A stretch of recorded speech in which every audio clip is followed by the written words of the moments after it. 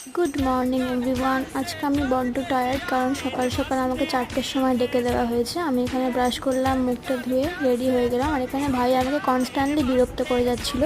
সকাল 4:30-র সময় আমার মেজাজ একদমই ঠিক ছিল না। কোনো রকমে রেডি হয়ে বেরিয়ে পড়েছিলাম যাতে বেশি ভিড় ফেস করতে না হয়, কিন্তু কি আর বলবো, everything doesn't go plan wise. গিয়ে দেখি নর্মাল লাইনে মারাত্মক ভিড়।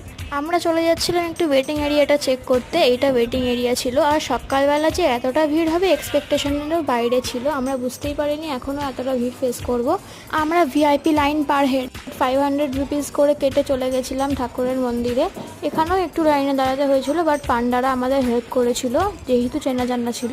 অ্যান্ড আমরা ভেতরে ঢুকেছিলাম। এখানে এত ঠেলাঠেলির মধ্যেও আমি ক্যাপচার করতে পেরেছি, আমি সেটাতে পুরো থ্যাঙ্কফুল ছিলাম। মায়ের দর্শন করে অঞ্জলি দিয়ে ভালো মতো পুজো দিয়ে আমি ঠাকুরের কাছে মোমবাতি দেখিয়ে চলে গেছিলাম হোটেলে। দেখা হচ্ছে নেক্সট পার্টে। টাটা।